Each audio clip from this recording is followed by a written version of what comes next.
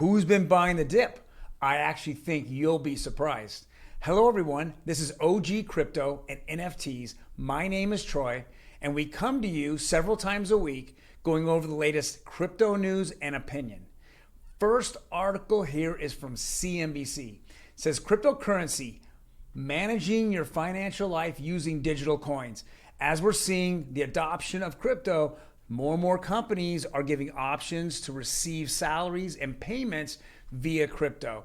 And in this particular article, they kind of go over that as people out there receiving it. This family, this young lady who receives her property and her money and her payments and her salary via crypto, and then she turns around and then uses that to pay bills or whatever she can pay. Otherwise, she has to turn into fiat or dollars and then pay from there. But as we're seeing adoption happen, this is from CNBC and this is from today, which is very, very interesting. Next article here is Crypto Biz. This is from CoinEx. It says, amid crypto carnage, Goldman Sachs and Barclays fill their bags from May 12th to May 18th. Guess what, guys? I know that a lot of the influencers out there, a lot of people out there going DCA, DCA, DCA. But guess who's taking advantage of these dips?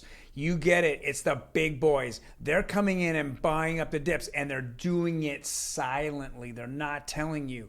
And as we continue to see this happen, we're going to see prices kind of stay steady as they keep buying.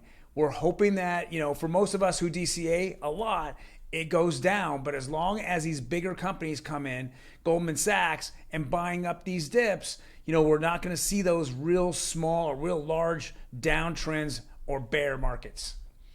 Next article here is from the Washington Post. And I thought this was interesting when I saw it. It's an opinion. It says, crypto is a solution in search of a problem. And just like we saw back, in 2015, 16, 17, a lot of companies, including Goldman Sachs, Mark Cuban, everyone that felt that crypto was more of a scam came out and said it. It was a big thing to say. You hit the headlines. You would take down crypto. It was so volatile at the time. Any little thing that was said, it would move the market. Well, today we're still hearing it. The difference is that nobody really cares because the adoption that's happening around you, if you're blind and you don't see it, then you're naive to it. Don't miss out this opportunity. Don't look around and make a mistake and think that this is just something, whatever happens. Back in in the year 2000, many people, detractors, all day said that the internet was never going to work. People weren't going to get on it if it was even going to be up. It was no way to communicate. Now it's called the World Wide Web back then, and they just laughed it off.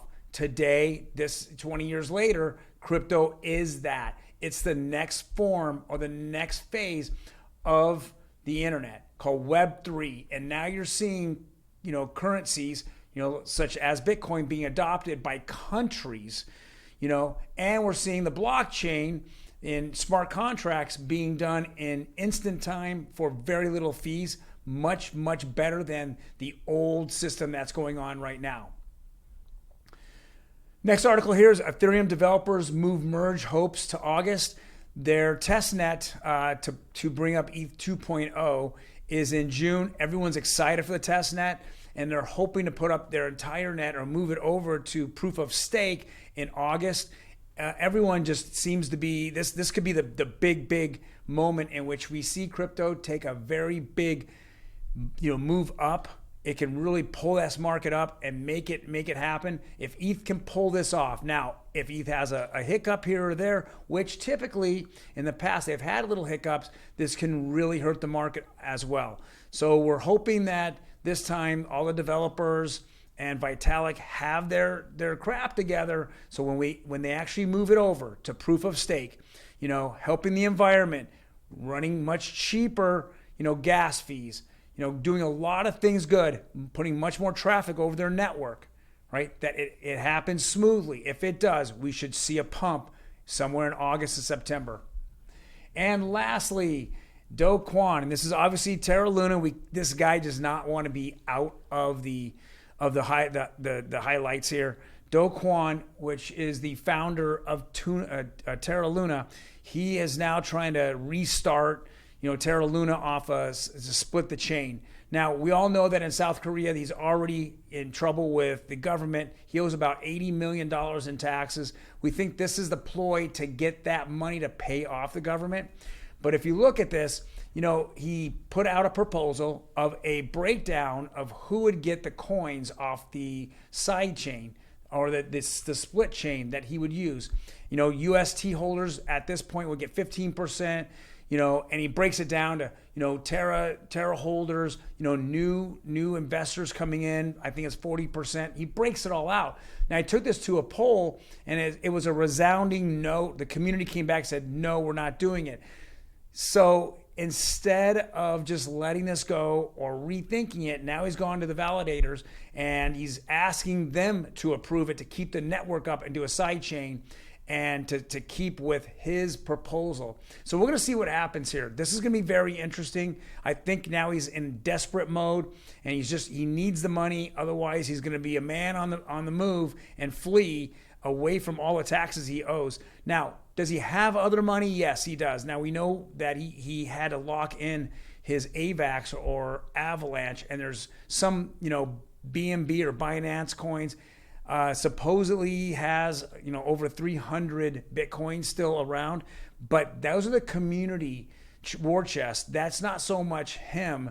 And so I don't know what he's going to do or what's going to happen. It'll be all behind the scenes, but we're looking forward to seeing what's happened. But on the other hand, we just want this to go away and stop making it, in our faces, especially people that actually lost, thousands and tens of thousands and millions of dollars. Let it go away. Just go away, period. Well, thank you guys for joining us. If you liked our content, hit the like button. Otherwise, please smash that notification button. You get notified the 3 or 4 times a week that we were going to post this. And we have all the plans in the world to probably do this 5 days a week and get involved in, put some of our stories up on our Instagram as well as Facebook. So we're gonna start getting more and more information out on those social media platforms as well. But I would definitely help us and help the channel if you subscribe to it. We would definitely appreciate that. Otherwise, guys, have a fantastic week, and I will see you on Monday.